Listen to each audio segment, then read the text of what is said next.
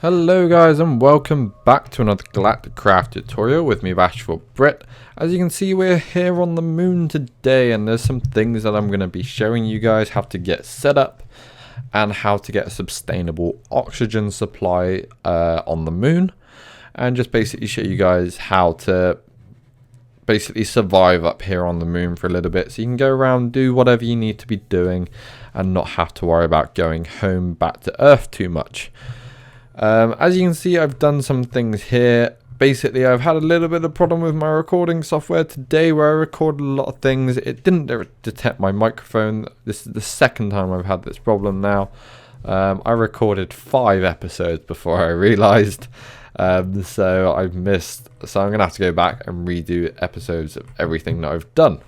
But yeah, today what I'm going to show you is how to get a sustainable oxygen source, oxygen supply even, on the moon. So as you can see here, we've got a little wheat field, we've got a water source in the middle, and what I've done is I've done a little 9x9 wheat field. I've used full advantage of the water source because it goes up to 4 blocks away, so you got up to here and it goes diagonally as well. So we got water block in the middle, 4 off, 4 off, 4 off and 4 off, and then just filled it with wheat.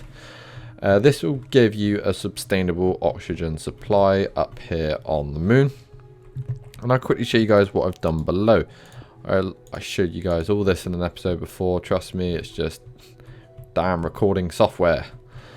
So what we've done as well, obviously last episode I showed you how to make the solar panels. These are very, very useful and very worthwhile making, especially when you're on the moon, because you don't want to keep using coal generation, because it's not a renewable energy source. You're going to have to keep going out and finding coal. It's just a waste of resources.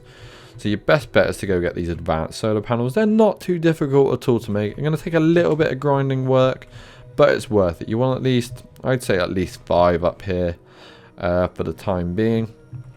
And get yourself some energy clusters as well, the storage clusters, which we have down here. I did all this in an episode before, but yeah, you want the advanced energy storage clusters if you can, because they store 1.5 million.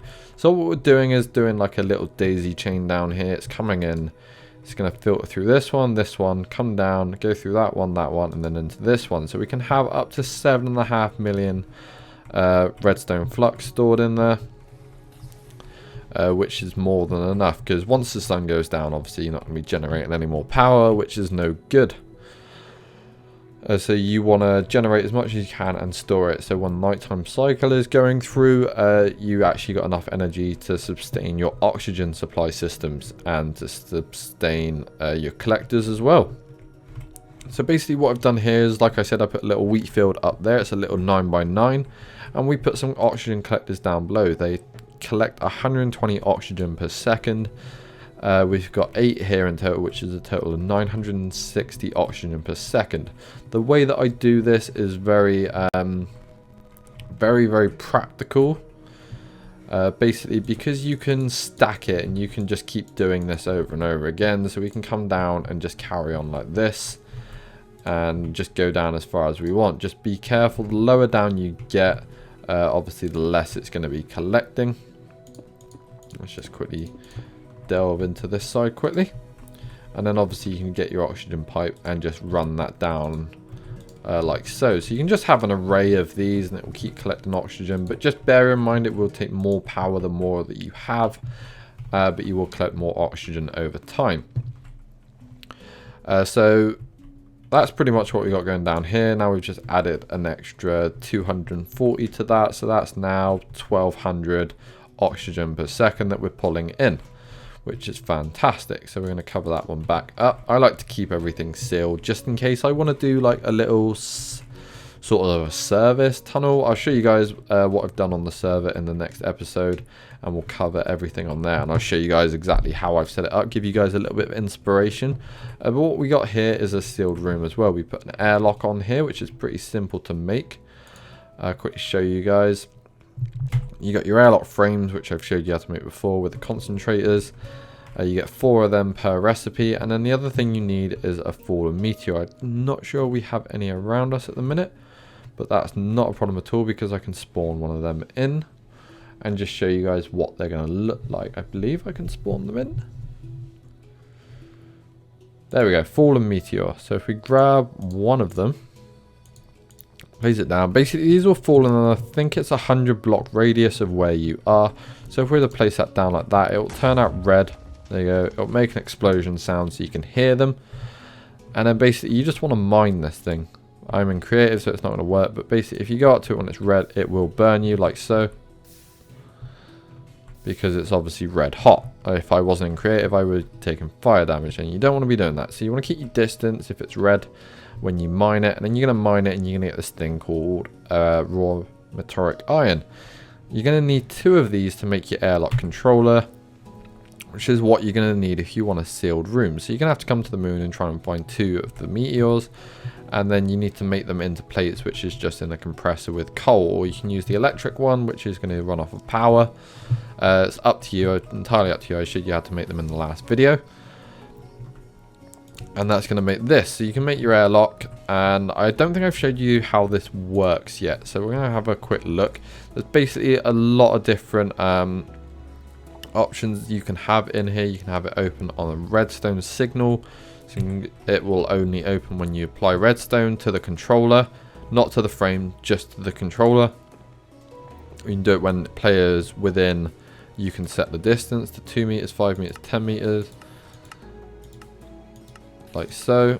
I like to set it to a meter, and then when I walk up to it, it'll open. You can also set it to a player name. So if I was to set it to, let's say, Clip, Addict, guy I play on the server with, it won't open for me, it will only open for him. So you got to type your name in there, and it will only open for you. So there you go, type my name in there. I'm pretty sure that's my name. Firefly, 3 Ys. Okay, maybe I can't spell Firefly.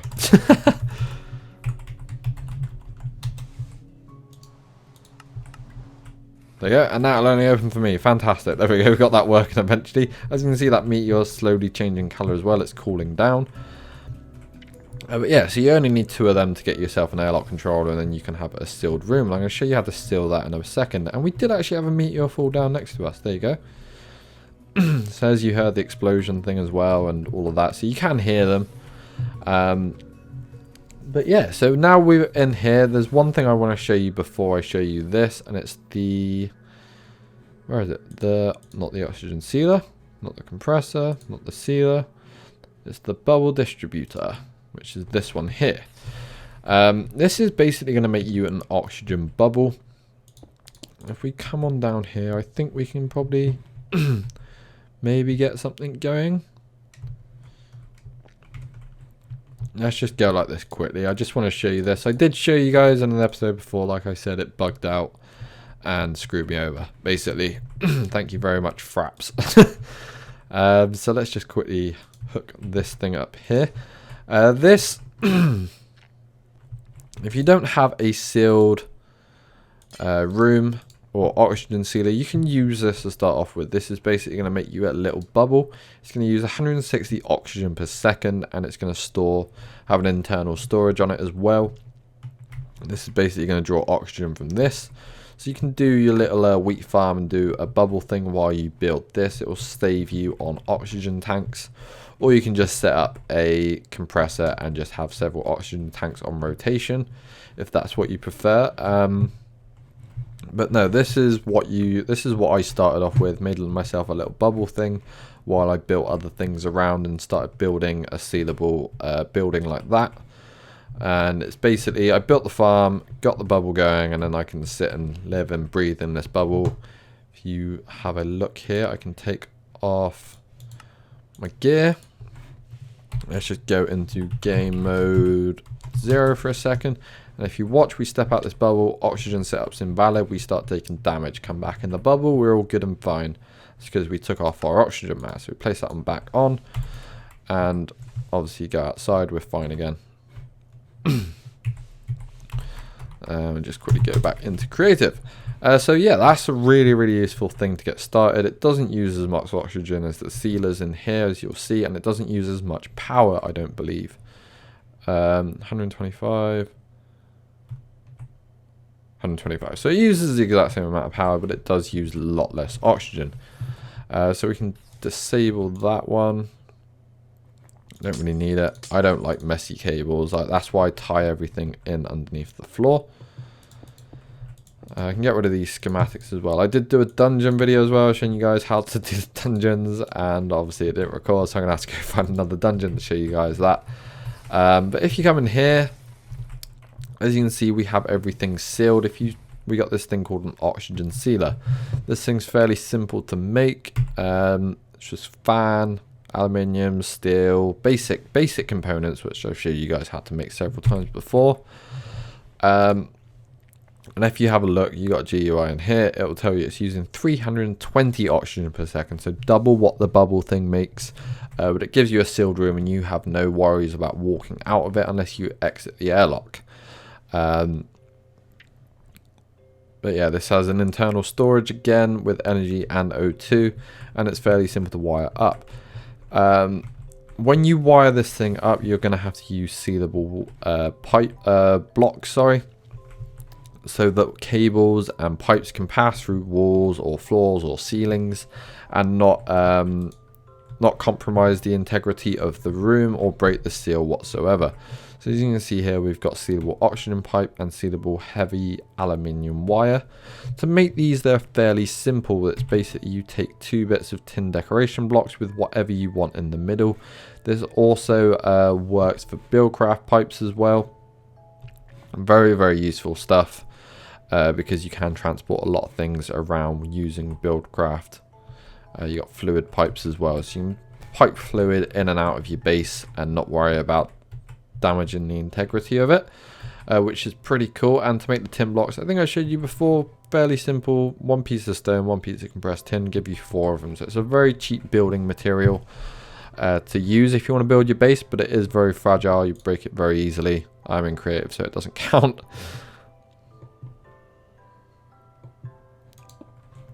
Oh no, that's moon turf. But yeah, it is very easily breakable with a pickaxe, so just be wary of that. But then, so is quartz, which is what I use. I just think quartz looks nicer. But yeah, so this will fill up to 800 and a volume of 800 blocks. Anything more than that and it won't seal it.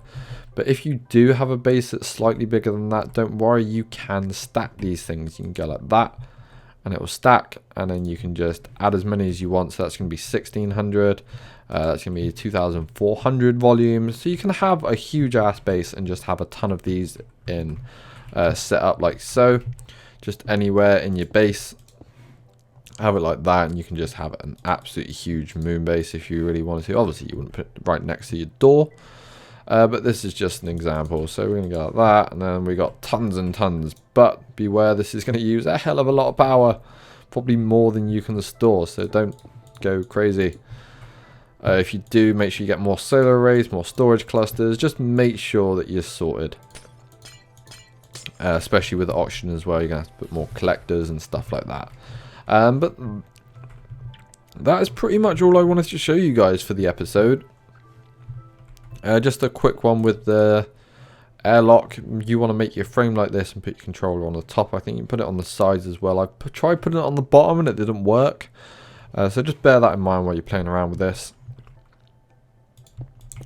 But yeah, that's pretty much how you get a sealed room, or you can use the bubble distributor just to give yourself a bit of oxygen. It just allows you, and this is a sustainable oxygen supply, just allows you to run around on the moon. Obviously you want to find your meteors. The next thing you want to make with your meteors quickly is an electric arc furnace. This will basically double anything you put in it. So if you put 1 piece, because generally 1 piece of this will give you, oh, you can make it into throwable meteor chunks. 1 piece will give you 1 ingot. If you place it in electrical arc furnace though, which I'm going to quickly show you this now actually, because it's really, really cool. I'm going to show you why you want to be getting this. And then we're going to end the episode up here. So we're going to place that one there. That's not going to fill up with power. Take 1 piece of iron. It normally gives you 1. Place it in an electric arc furnace. It will give you 2 pieces. It will have the amount of exploring that you have to do for these meteors. So that's the next thing you want to do. Use your first 2 pieces on an airlock controller, use your second 2 pieces on this furnace, and then everything else is going to be so much easier for you. But that is going to be it for the episode. Next episode, I'm going to go and show you guys how to find a dungeon, and show you guys the boss. I'm going to go through everything with you again because of my recording software, unfortunately. So I'm going to have to go find another one. I did find one up here, which is a bit of a way out. But I will go adventuring for another one for you guys, and we'll go through it all again. But I hope you guys have found this episode useful. And I hope you guys have found some use out of it. Look at the double sword action, man. But yeah, I hope you guys, like I said, found it useful. Found some useful parts in it. If not, just let me know. If you need help with anything, let me know. I've been playing a lot of Galacticraft. I've started to learn a hell of a lot about this mod. So anything you guys need to know, just leave down in the comments below, and I will do my best to fill you in and help you guys out as best as possible. So thank you guys very much for watching. Hope you guys have a fantastic day, and I'll see you guys in the next Galacticraft tutorial episode. Goodbye.